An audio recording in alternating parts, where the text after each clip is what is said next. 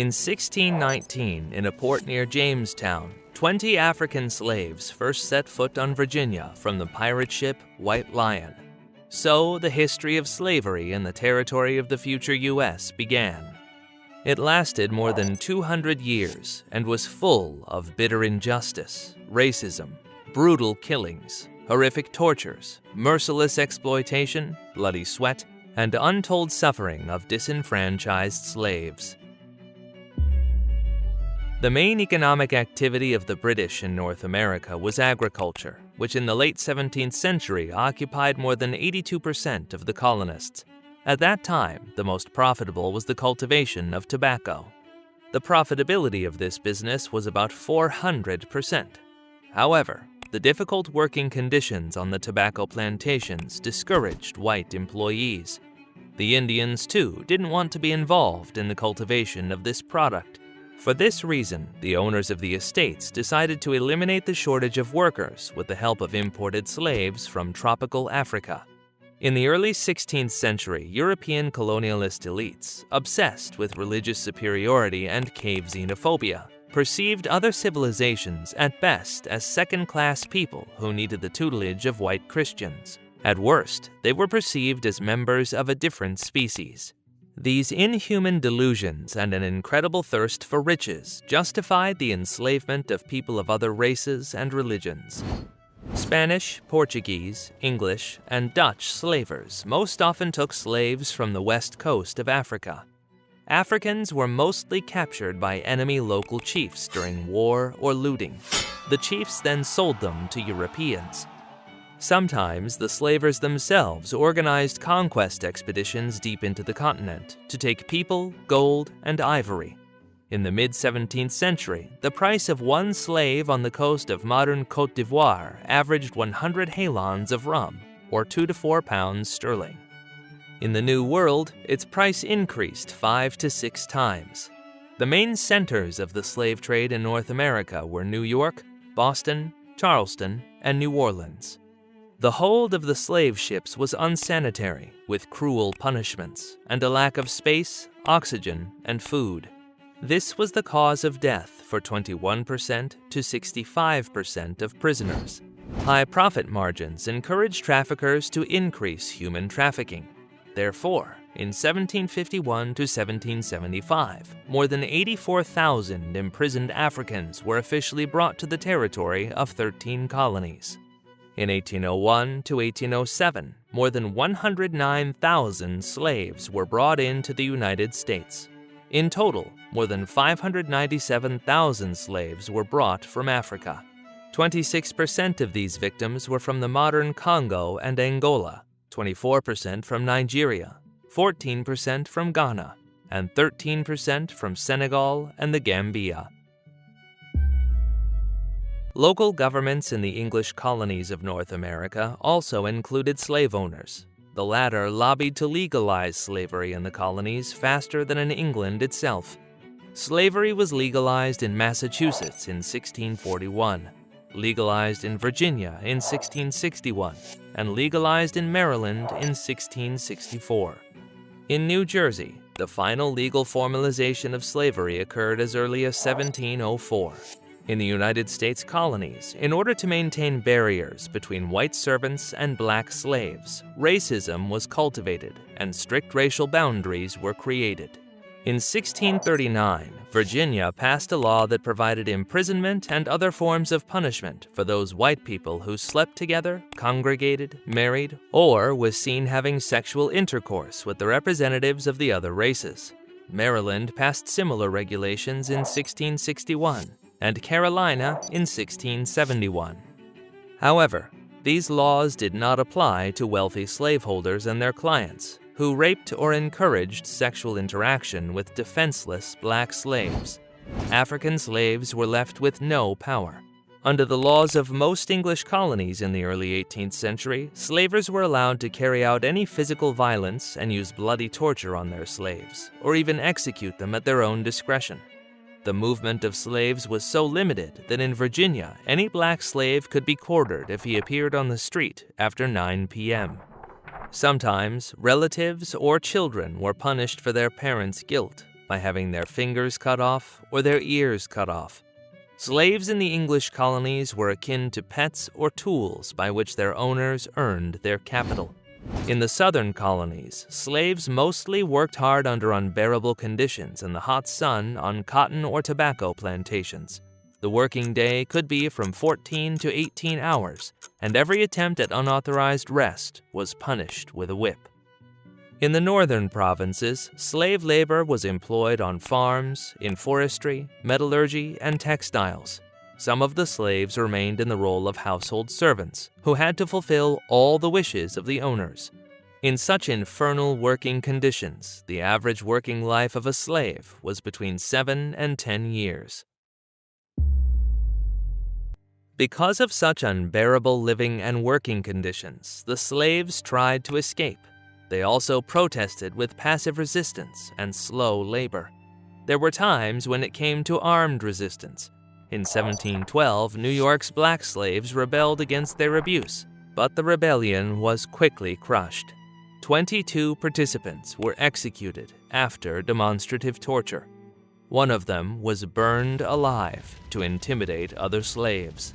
In 1739, about 200 slaves revolted on the Stono plantation near Charleston. They killed several planters, ransacked the houses of slaveholders, and tried to reach the Spanish possessions in Florida, but were defeated by the local militia. In New York City in 1741, more than 100 Africans were accused of burning and arson, despite insufficient evidence. 34 of them were tortured and executed, and 84 of them were tortured and then sold into slavery in the West Indies. The most violent slave rebellion in American history occurred in 1831 in Virginia, led by Nat Turner. The rebels killed more than 60 white people, including several women and children of slaveholders, but were defeated by the predominant local militia and guardians. The rebels lost more than 160 men during the resistance.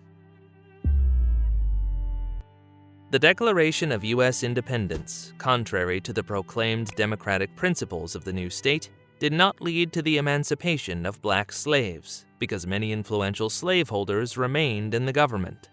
The first president of the United States, George Washington, owned 84 African American slaves. The fourth president, James Madison, in a letter to a colleague, admitted that each slave made him a $240 profit per year. In 1793, Virginia resident Eli Whitney invented the cotton gin machine, which allowed people to process cotton several times faster.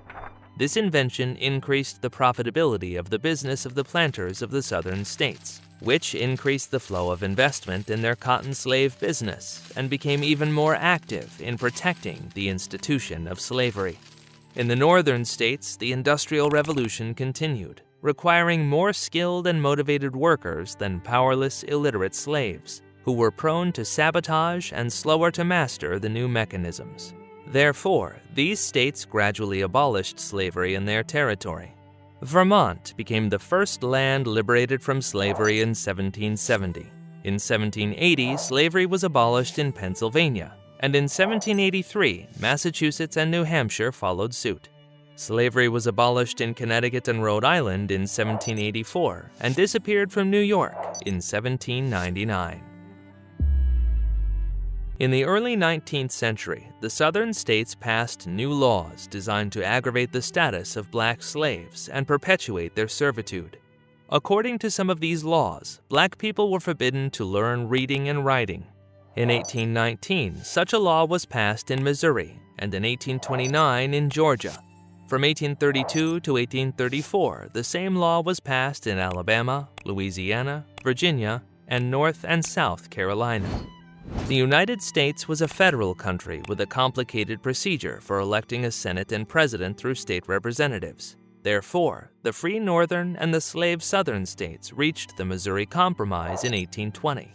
The essence of the treaty was that the United States had accepted the slave state of Missouri and the slave-free state of Maine. New future states were later proclaimed free of slavery, which were located north of the 36 northern parallel west of the Mississippi River. It was planned to admit two states at the same time, one free of slavery and the other slave-owning.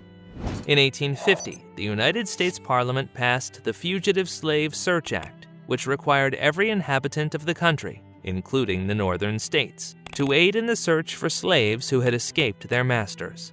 According to this ruling, the recognition of a slave as a fugitive could have been achieved through the mere swearing of any white person with voting rights. Under this legislation, abductions of free African Americans from the northern states increased, leading to their slavery in the southern states. This was the fate of the legendary Solomon Northup, who was kidnapped in New York and spent 12 years in slavery in Louisiana. The Kansas-Nebraska Act of 1854 abrogated the Missouri Compromise and granted the new states the right to regulate slavery on their own territory. This law encouraged slave states to colonize new territories with the help of armed pro-slavery mobs. The northern states did likewise, which led to the Kansas Internecine War and hastened the outbreak of the Civil War. Slavery was combated by the advanced thinkers of the United States, abolitionists whose activism increased in the 1830s. They published literature in which they denounced the atrocities and abuses committed by the slaveholders of their slaves. The abolitionists held open debates and organized the escape from slavery and the clandestine transport of black slaves from the southern states. This system was named the Underground Railroad. The most extensive slave escape route was in the wooded state of Ohio. This route took the shortest way from slave-owning Kentucky and Virginia to the desired territory of Canada. This is not surprising, because even in the territory of the free states, former slaves were in danger of being forcibly returned to their masters. Other routes used to transport the runaway slaves were ways through Illinois, Indiana, Pennsylvania, and the Portsmouth shipping route through Maryland, New York, or Boston. Escapee slaves sometimes settled in northern states under different names thanks to the help of local abolitionist officials. In total, 60,000 African Americans were freed from slavery. Another activity of the abolitionists was the colonization of West Africa, where they bought and colonized Liberia, where the redeemed slaves were resettled. In total, about 17,000 former African Americans went to this country. In 1860, African American slaves accounted for about 34% of the 12 million people in the slave states. Nearly one of the 4 families in the South had slaves of their own. The total cost of slaves was more than $3.5 billion, which was 58 times bigger than the U.S. budget at the time. This amount was several times higher than the cost of the entire railway infrastructure of the country. The election of Abraham Lincoln that year, who was an anti-slavery president, spurred 11 slave states in the South, South and North Carolina, Texas, Tennessee, Alabama, Mississippi, Louisiana, Florida, Georgia, Arkansas, and Virginia, to secede from the United States and establish the CSA. This secession and the Southern attack on federal Fort Sumter sparked a civil war between the separatist South and North. It began in 1861 and lasted for 5 years. The United States Federal Army fought more than 200,000 black soldiers throughout the war, most of them former slaves. President Lincoln and most of the people of the North were aware of the inhumane nature of slavery and its inhibiting effects on economic development. For this reason, in 1862, a proclamation was issued abolishing slavery in a territory controlled by the United States. The abolition of slavery was finally consolidated in 1865 after the victory of the government forces of the North. The 13th Amendment to the United States Constitution outlawed all forms of slavery. Slaves began to be brought to the territory of the English colonies mainly from the coast of West Africa in the early 17th century. Slaves were denied the rights to freedom, free marriage, education, free choice of profession, and political participation. They were totally defenseless to their masters. The latter often intimidated the slaves through torture and other cruel punishments. The use of slave labor in cotton and tobacco plantations guaranteed high incomes for slave owners, but slowed down industrialization and contradicted moral standards. For more than 3 centuries, the slaves suffered merciless exploitation, and only the victory of Lincoln and the northern states in the Civil War brought them their long-awaited freedom.